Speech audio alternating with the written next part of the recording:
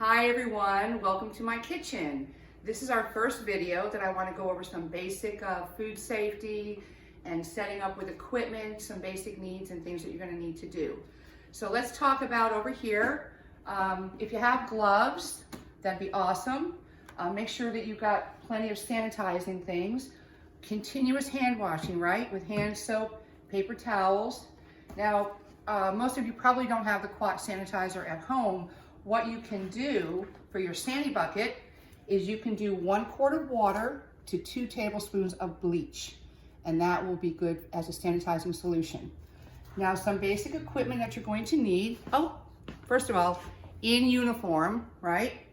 I'm not cooking today, but I will be wearing my hat and my apron when I do start cooking, doing the cooking demos. Okay, so equipment. If you have slotted spoons, ladles, whisk, your measuring cups you're gonna need, your measuring spoons. Make sure you have your thermometer so you can check the internal temperatures of your proteins. Peelers, Sharpie is good, so when you wrap and label, you wanna make sure you have your chef's knife, your serrated knife, your boning knife, some paring knives, spatula you're gonna need.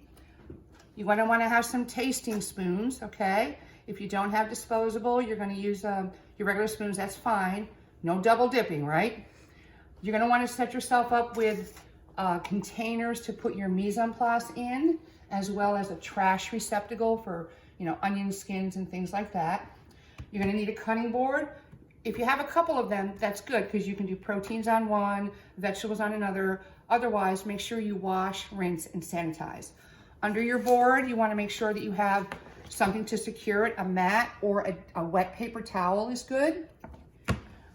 Let's see, you're gonna need a colander or some kind of something to drain stuff. You're gonna need some bowls to mix and stuff like that. Sheet pans or cookie sheets you're gonna need. Okay. Most people have a 2-compartment sink. What you can do is if you have a pot or a pan you can put in here for warm soapy water to wash with, run your faucet to rinse, and you can do the bleach and water in this sink for your sanitizer. For your cooking vessels, if you have any kind of a steamer, this is a steamer basket. If not, blanching and stuff would probably be fine. You want to have different size pots with lids, especially when you're cooking rice. You want to cook that covered. If you don't have lids for your pots, you can use foil. You want to have some different saute pans, satous and also a sautoir, right? Slope-sided and straight-sided, okay? So over here, I've got some little reminders for you. The temperature danger zone is 41 degrees to 135 degrees for 4 hours. So make sure that your food does not sit out longer than that. Be careful of cross-contamination, right? You don't want to have raw protein getting on raw vegetables or something that's not going to be cooked. So be very mindful of cross-contamination. Thaw your proteins under refrigeration or cold running water in a colander in your sink. Don't just put them in a bucket of water and just let them go, okay?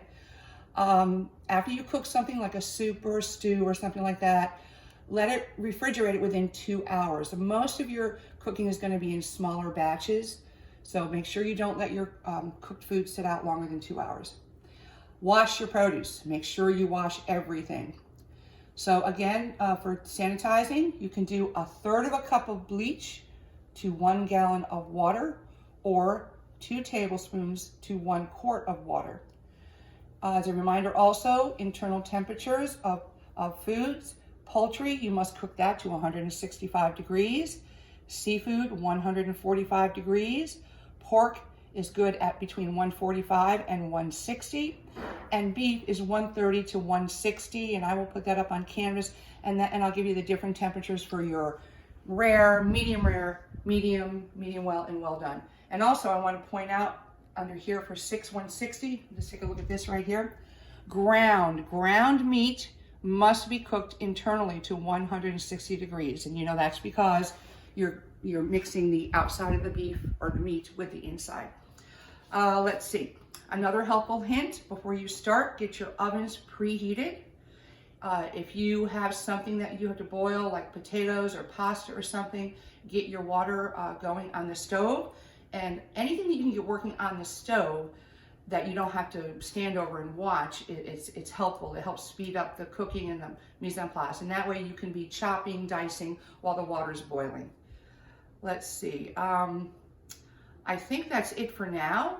The next video I'm going to do is I'm going to show you how to break down the meats that you've been given for your different recipes.